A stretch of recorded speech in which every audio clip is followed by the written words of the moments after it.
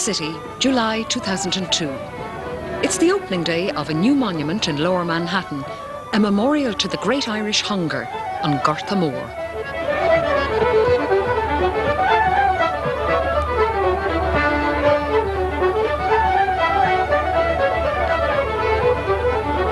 The music is provided by the Bofield Ceilidh Band, which has come from Ireland, from Bofield in North Mayo. And they're here by special invitation. They're the only performers invited from Ireland to witness the opening of this most remarkable memorial. First of all, I wasn't ready. When we walked down the street and came around one corner, there was yellow taxis, and there was the whole hugeness of New York City and this spectacular city and then there was this green field with rushes growing and with an old stone cottage. We weren't ready for that at all, you know. Skyscrapers really amazed me, and I was just looking up at them, and next thing you just looked around and it was just there in front of you, and you're kind of looking at it going, what are you doing here? Well, the memorial is unbelievable. Looking at it from a straight frontal view, you'd actually think you were looking at some part of Mass. It's totally unbelievable.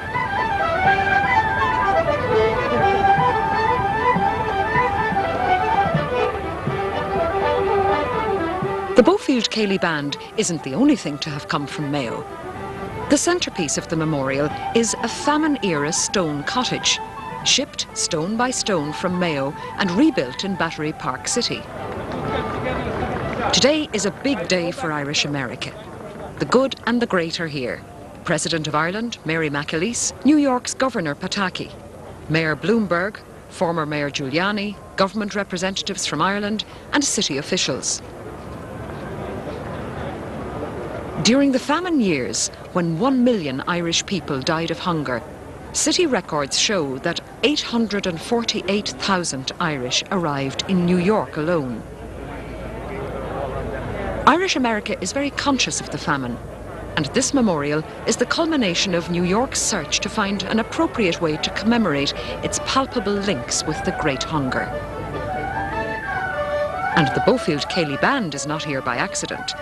There's a special link in Mayo between the band, the cottage and the famine. This part of North Mayo is rugged, and generations have struggled here to earn a livelihood. In the past, people would have been poor tenant farmers. Families had a basic, if vulnerable, existence, but people had a rich culture of music and tradition, and the land is marked by their past. Things were to change in 1845.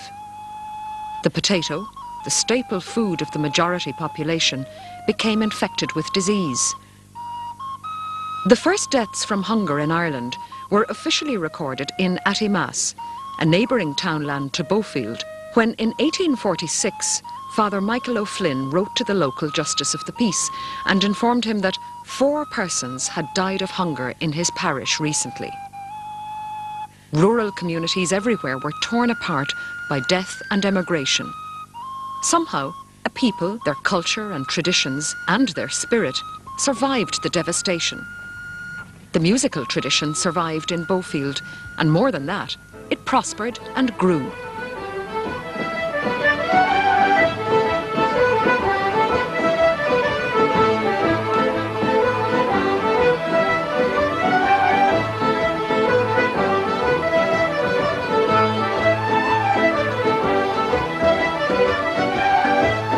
The Bofield Ceilidh Band can trace its history back to the decades after the famine and to travelling musicians like Ned Hallinan, who taught music in the area. This unique photograph of the local string band from the early 1900s shows something of the role of music in the community. Ned was seriously good because some of his descendants 100 years later are still playing in the band. Another point to remember as well is that one of Ned Hallinan's pupils was a co-founder of the Tulla Ceilidh Band, and that just goes to show you of the standard that Ned must have had and his pupils. More of Ned's pupils played at home, taught at home, and their children and grandchildren are still teaching today. In the 1930s, here in the Loftus family home at Bofield Crossroads, the first of the new-style Ceilidh bands was formed. Bofield was producing music and musicians for every occasion. String bands, marching bands, music groups, dance hall bands. Music was all the rage in Mayo's towns and villages, and it flourished through the 30s, 40s and 50s. There always seemed to be one person in the background, like local school teacher James Brennan, for instance, who took up the challenge of organising classes and competitions for different age groups and getting the band out for community events. Because he taught through the national school, Brennan can be credited with teaching music to a whole generation. Today, that mantle is carried by Peter Neary, the local music teacher, and the area boasts not just one, but many Bofield Ceilidh bands. Conscious of their musical legacy, this community is now working to preserve its tradition, the styles of playing, melodies and tune types. Without a shadow of a doubt, we have a predominance of button accordion here in this area. They just seem to fall from the trees. Everyone who wants to learn music, they come in with the button accordion. Now, I suppose if you were a clear musician and saw these fat red button accordions as opposed to your lovely concertinas, your heart would be broken. But I know, I sometimes talk to the Sligo musicians and they are as short on button accordions as we are numerous on them. But by the same token, we would be a bit short on fiddles and flutes, but definitely predominantly we have the accordion.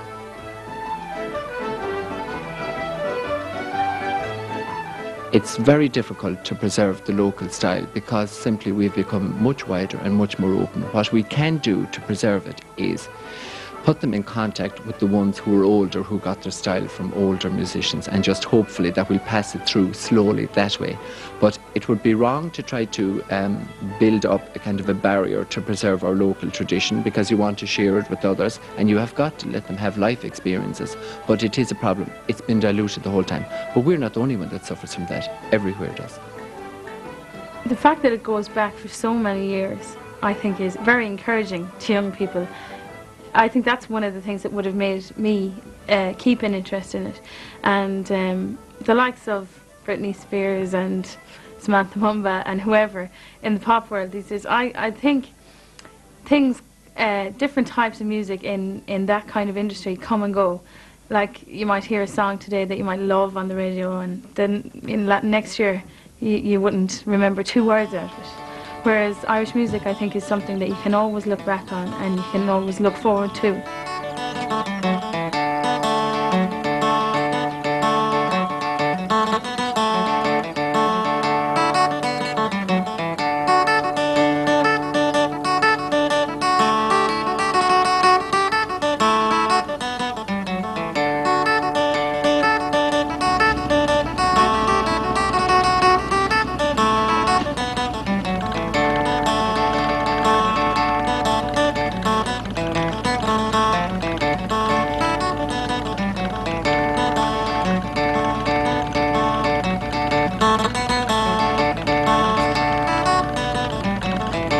It's a rural community.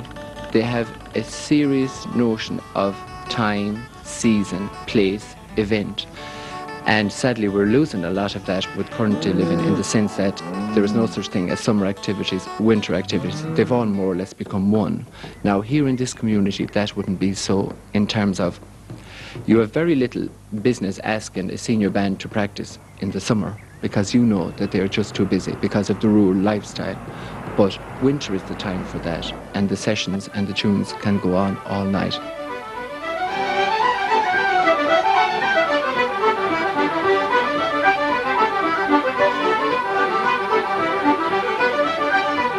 The real things in life are looking after your tradition, the values you got. For example, most people would be well in tune with their parents, their grandparents' family history, and they would respect that and they would have great pride in it. And for a music tradition like we have, is a bit like that.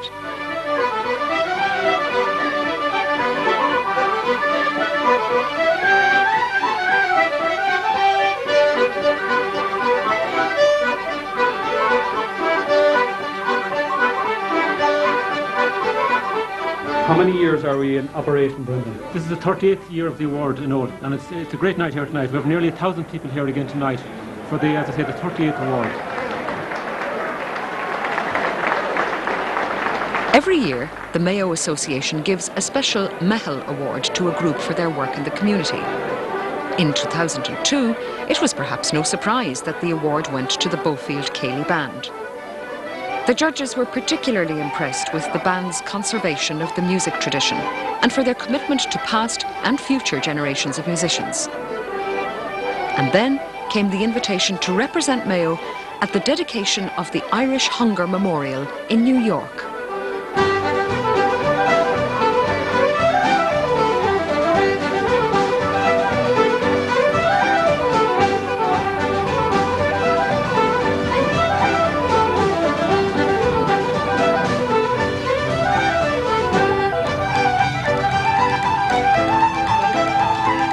Bringing a band consisting mainly of teenagers and young adults to New York is a big undertaking for a community group. Luckily, they had friends on this side of the Atlantic, friends they had met through music. We met Peter and Mary over in Ireland last year about this time. They invited me to play along with them, and that grew into the fact they were going to come to New York. I said, you can't come to New York, else you'll never afford it. So they said, well, how are we going to do it? I said, well, we'll put you all up. And that was quite a boast. But here in Fiddler's Green, they're very generous people. And it caught hold. And the people said, yeah, we'll do it. And 19 families stepped up and hosted 46 visitors. Well, the Fiddler's Green community was, I thought it was unreal. You know, the way we were basically just welcomed with open arms as soon as we came. You know, it was just, they didn't know anything about us, but they were just completely willing to put, you know, every one of us up, you know, split us into families, organise meals and beds for everyone. And to be truthful with you, we didn't realise that the community were going to be so wealthy. We didn't realise that people would have sort of a swimming pool and a gym probably in their house and so on. But you know, the thing was the families sort of didn't sort of shout about that wealth. It was just there, it was part of their home, and we were part of their home while we were there. So we were encouraged to enjoy what they enjoyed. And so basically it's sort of, we all fitted in and we didn't think of it as them being any different to us. I mean, paradise, like, oh, they had like New York City at the end of their one driveway and a beach at the other. I mean, God, but the people were so nice, complete strangers. Like, met them 5 minutes beforehand and they showed us around their house and said don't feel like nervous or take whatever you want. They were so generous. There were Greeks, Italians and you know, Germans and everyone, and families were absolutely unbelievable. They couldn't do enough for us. They had us up, they had us to train stations, they had packed lunches for us. They were saying they felt honoured to have us there. We were honoured to stay there.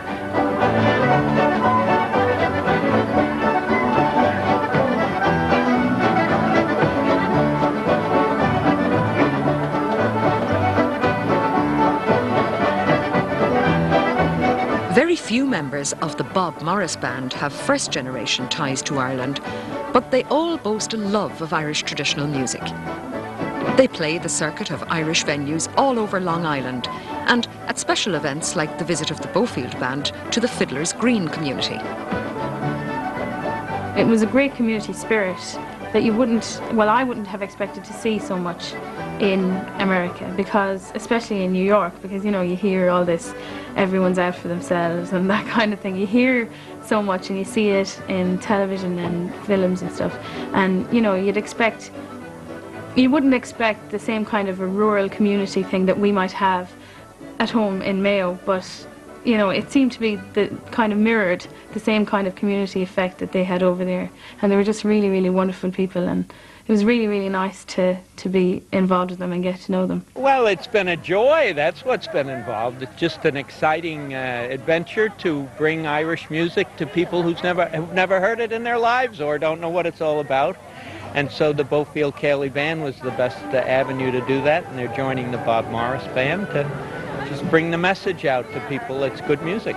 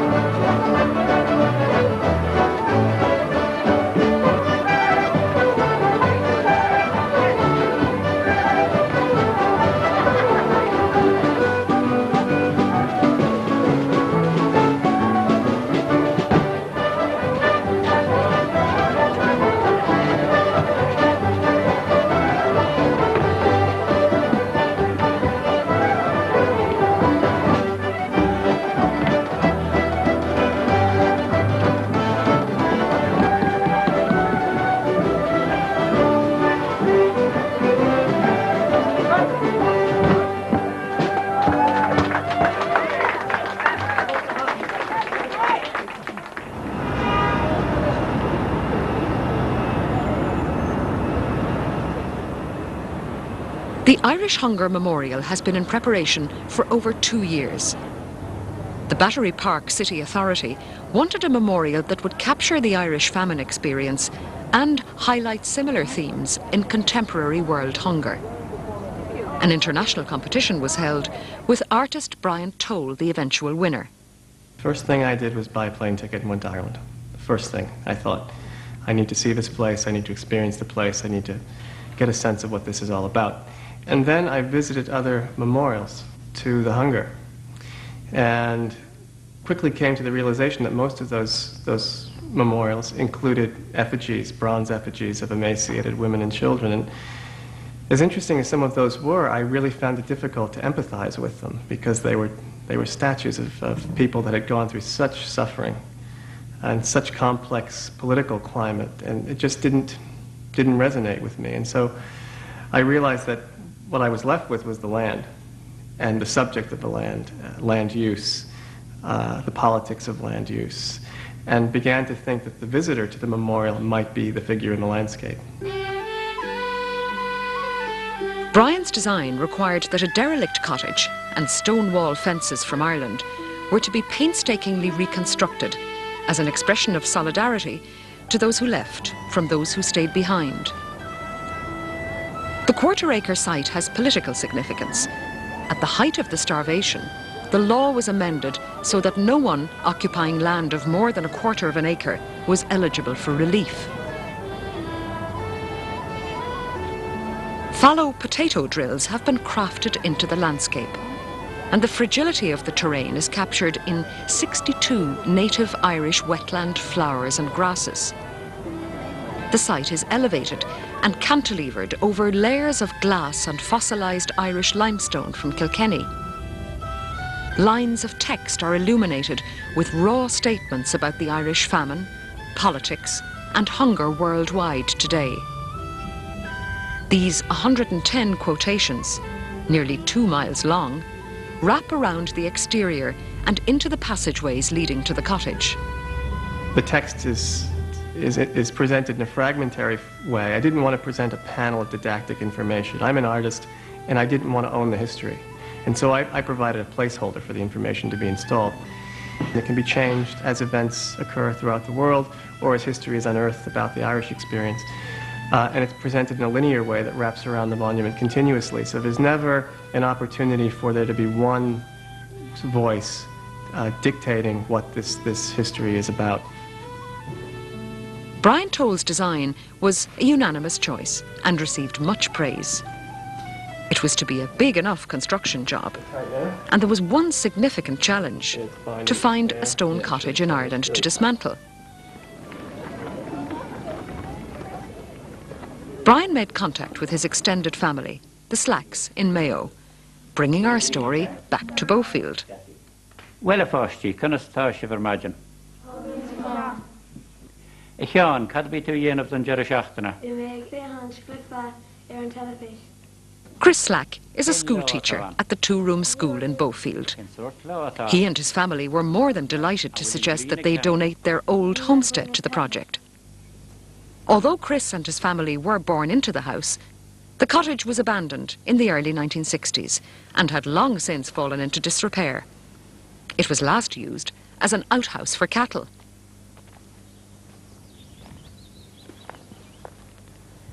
My family were evicted from County Sligo in the 1820s and were relocated here by the landlord. They built this house sometime in the 1820s. They used fieldstone and clay, probably what we would call adobe in America, or daub they call it around here, or blue clay. Very little money was spent on the construction. They would have used timber from the bogs for the roof. They would have used a sod as an underlay, and then they used thatch. In my time, I remember my father using rye to thatch the house. The only thing they would have bought would have been doors and windows. The windows were very small because of the rules of the time. Originally, it probably had no chimney. The chimney was a later addition because of the rent rules. The rent would have been very high for anybody who had a chimney. And originally it was one room, one quite big room. Then that room was subdivided to make a bedroom at the end, and then another room was added on and a chimney. It was a nice house, very comfortable, nice. In my time, it was a great visiting house and a great house for card playing. And strangely enough, it will become probably the most visited Irish house in the world in the coming years. We heard of different things going to the States, but to take a famine cottage was something else, you know. It was something that wasn't done, we thought, ever before, or maybe not again for a while, you know. So being local, like, you know, to think that it came from our area, it was all the more interesting, like, you know.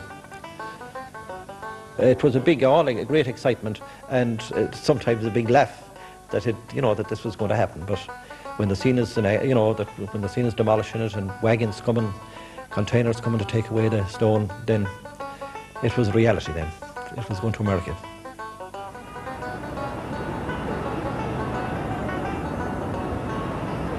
Prime building sites in Manhattan are some of the most expensive real estate in the world. Yet the Battery Park City Authority had no problem about donating the half-acre site or providing the $5 million for the project.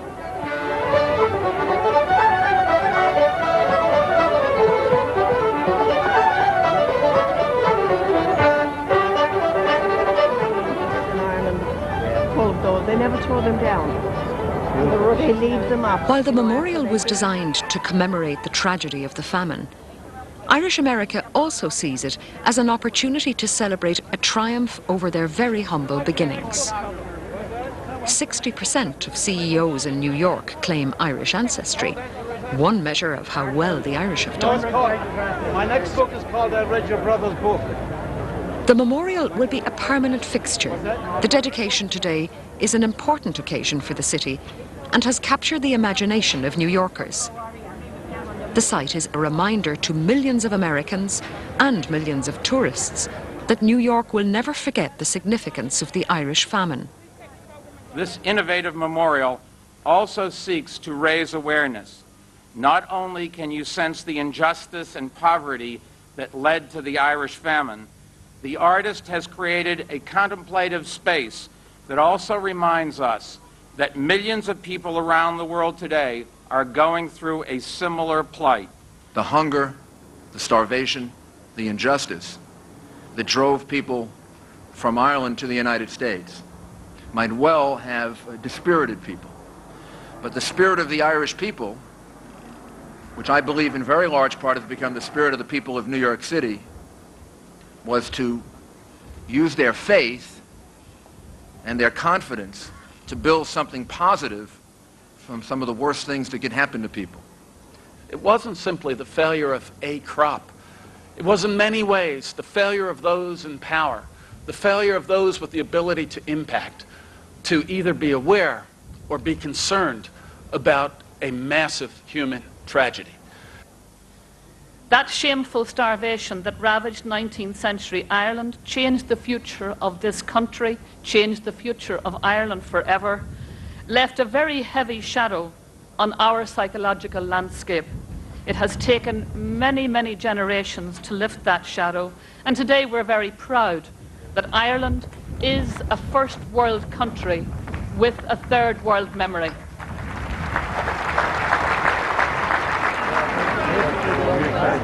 The memorial is not a manicured garden. Colour and scent will change with the seasons. Some plants will survive the elements, some will not. As the landscape changes, so too will the texts on the memorial, updating and challenging the visitor with reflections on contemporary world hunger. The paths meander up a gentle slope and eventually overlook the harbour and city that welcomed so many to a new life and new hope. We're very proud of it. It's lovely. It's very reminiscent of what we came from. As soon as you turn the corner there, down that boulevard, you think you're back in Carradoogan. The stone wall comes out to hit you. They have the foliage very right. We've been trying for years to eliminate rushes and yellow flag in Ireland. Now they're trying to grow them here. God help them.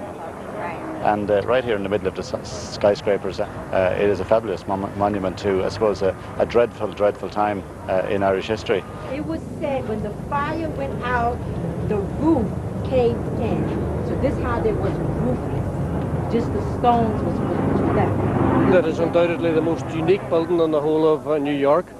And there is a very strong connection, I think, between that terrible event in our history and the fact that this is still occurring in the world today. But I didn't think it was going to be so authentic and so tasteful, so genuine and so moving to walk. You'd need to come in here and take your time walking around here, because you walk in here, you think you're on the other side of the Atlantic Ocean. You think you just got off the plane at Shannon. The year is 1847. This is the worst year of the famine.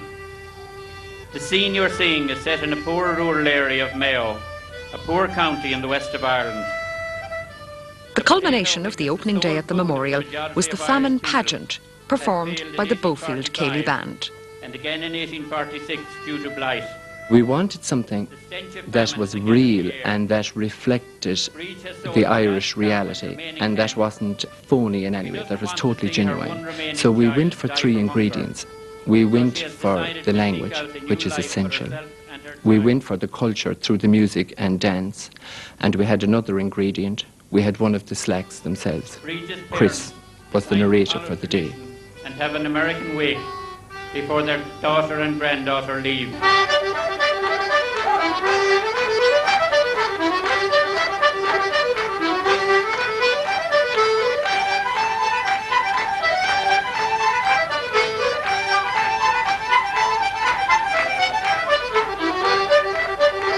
Action speaks so much louder than words, which is why we decided to do the eviction scene, because you could make speeches and you could have debates and you could have interviews and this, that and the other, but nothing is more realistic than seeing the eviction scene. Like, there was so many people crying in the audience. The bailiffs enter and drag the family outside.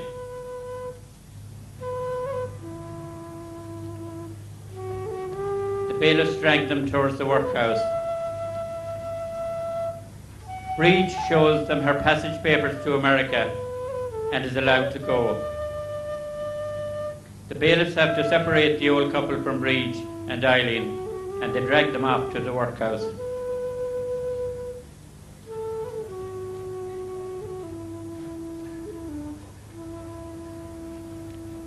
Shahin Shaho Nakamare and I know Mastori Nalava The song I sang is about that you won't take my child with you. That's basically what the chorus means. As any Shanno song is, it's very emotive, and even though you don't necessarily know what the words mean, as a lot of them wouldn't have, it still, it sends a message through its melody and its, sad lyrics.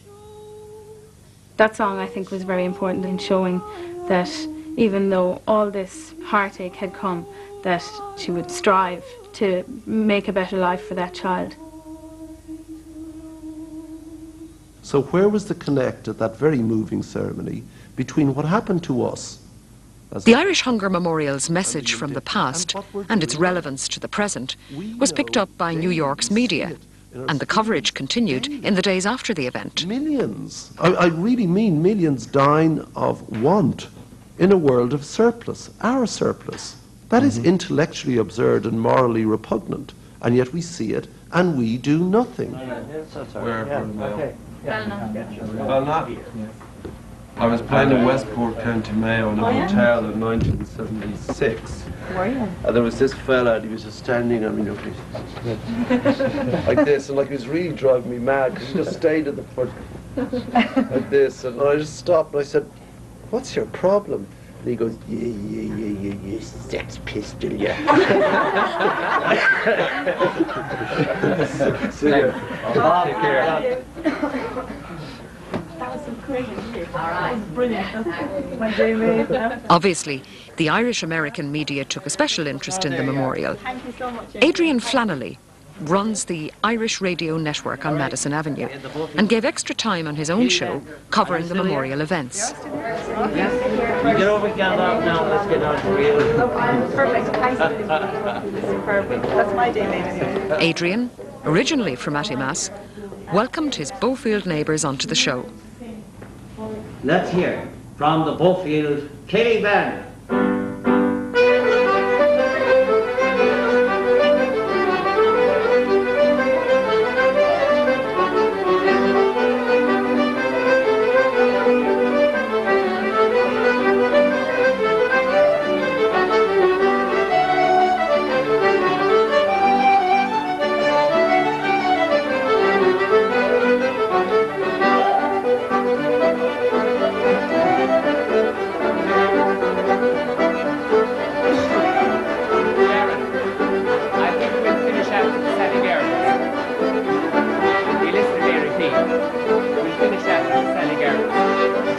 New York's public schools teach courses in human rights issues, devoting particular attention to the study of genocide, slavery, and the Holocaust.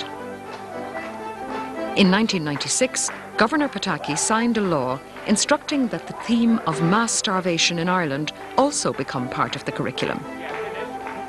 At this school, the band was invited to give an introduction to Irish music and culture.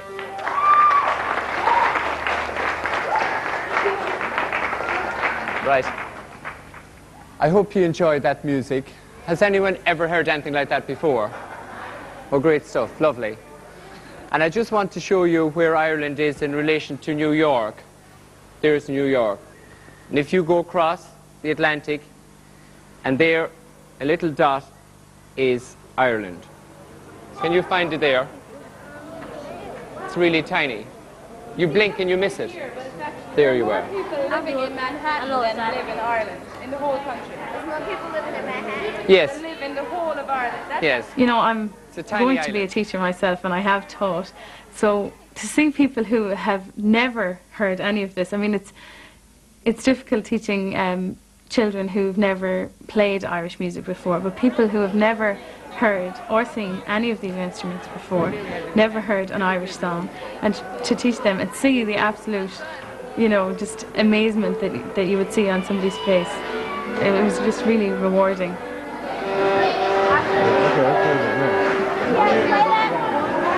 Teach her that. Do you want to learn a tune? Yeah.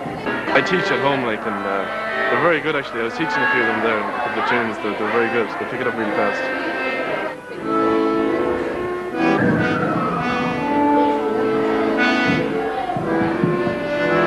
I was utterly amazed at how receptive they were to the music and how the rhythms in our music, how they could take up on it. And I mean, you could see real music there in the space of a few minutes. It was actually alarming. I wouldn't mind teaching Irish music out there. I think I'd have a great success. Well done. Okay, give her a clap for that. Well done.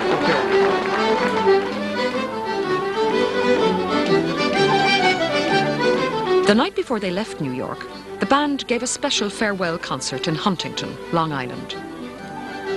Every audience the band played to was impressed by the talent of these young musicians and by their music. Of course, another explanation for the popularity may be the fact that nearly 3 million people in New York State alone claim Irish ancestry. Or maybe there's something in the music itself.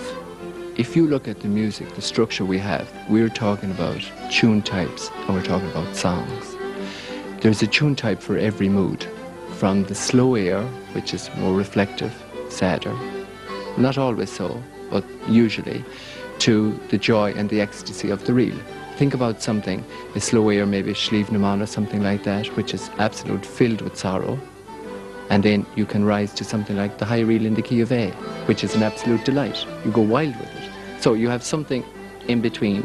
You have the jigs, the reeds, the hornpipes, different types, different moods. And depending on what mood you are, there's something there to latch onto. And it's really cool to have something that you can bring anywhere and people want to see it or want to hear it. And that's what Irish music is. You can bring it anywhere and there's always somebody who just is really curious and really enthusiastic about learning it.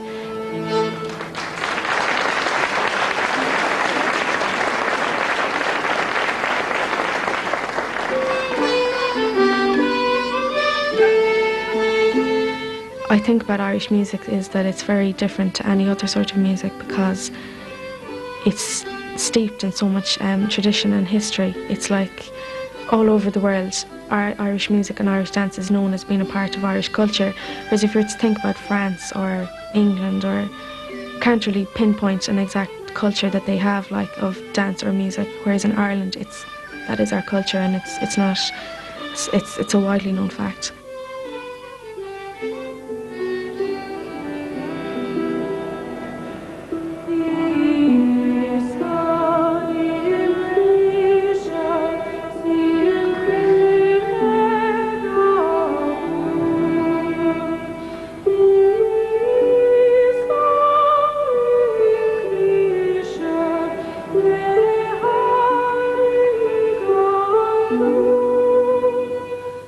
The Bofield Band and their entourage stayed just a week in Fiddler's Green, Long Island.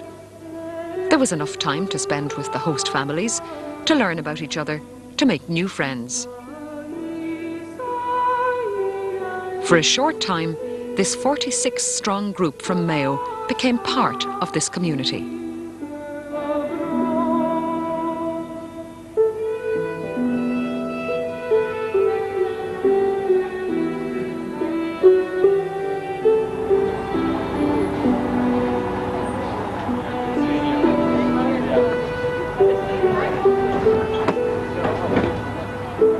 I'd like to have stayed on for another week and another 2 weeks. It really felt like we'd bonded, and I was like, oh, bye, you know, I'm never going to see you again.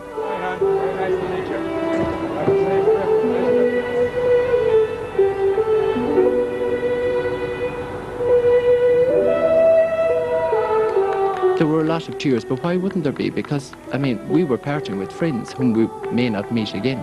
So that's as it should be. She's going to Ballymoor. She's going to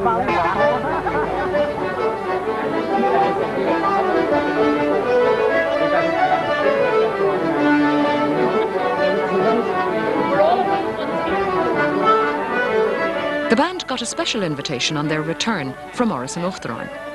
President Mary McAleese wanted to congratulate them on their contribution to the opening ceremonies in New York. But some of these people would have come close to you in the States at Battery Park. In fact, many of us were in Battery Park at the opening in the morning. So most of you were over for that. That was a brilliant day, wasn't it? Great day. I still can't get over it. I think it's one of the most spectacular things I've ever seen. Well, we'd have been familiar with it from home. Plus, it belonged to Chris Lack. That's right, would have taught a lot of us here. Yeah. So, but it was a great achievement to get it over. Oh, it's an amazing thing. I mean, to be walking along Lower Manhattan and suddenly you have Atty Mass coming at you. It's yes, a bit of a coming shock. at you. It is, yeah.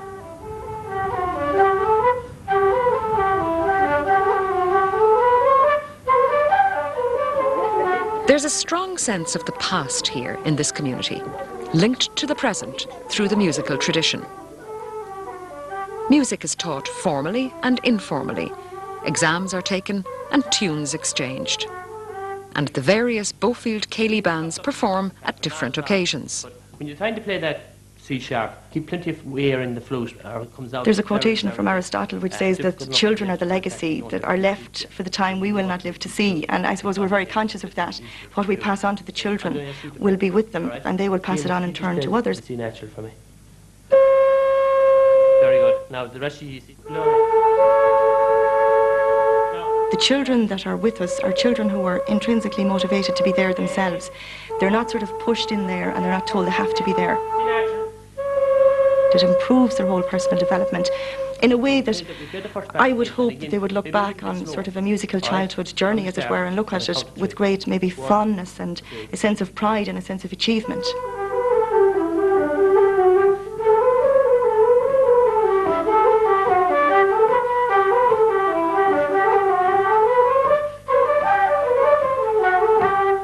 I think what's very important is that it's a living tradition. So if you go to any of our local schools, whether it's Bofield School, Carra National School or Bonnyconda National School, you'll see that alive, and the children sort of at a whim are capable of taking up their instrument and playing it very spontaneously. And I think that's wonderful in itself, that they find such great joy in playing traditional music. It's no longer uncool, but it's nice to think that it's cool to play Irish music.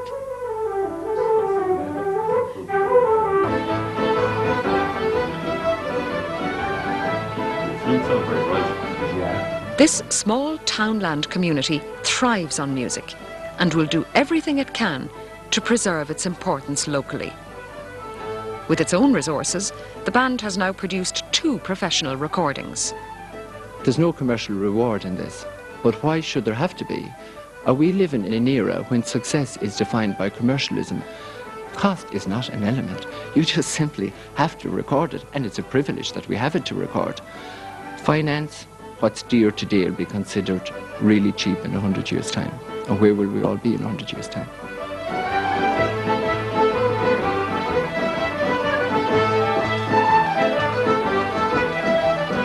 It's a huge part of where I come from. I was always just playing the tin whistle. I don't remember the first day I started or anything. It was just there all the time. It was never not there. I don't remember ever not playing. I wasn't ever the best musician, but I loved it, which is all that matters. Like, got a great buzz out of playing it and playing with other people, especially elderly people, because they just, their repertoires and listening to them, and just so skillful and patient. I definitely think people who don't get to share their experiences with older people are missing out. Like, you cannot go and have a basketball match with an older person. So, I mean, they're definitely missing out. Like, we can share, we can learn from older people if you play, whereas you can't with other interests that you might have. It's a huge part of my life. I would never give it up. Never. If you have seen all through your life, you've seen your grandfather or your uncle or your neighbour playing at every kind of a function, then it's only natural that you would pick it up. I mean, when you see that kind of encouragement from somebody you really respect, you know, they don't even have to say, you know, well done, keep going. You want to be as good as them, and you'll strive to keep that alive, because it's a tribute to their art to keep it going.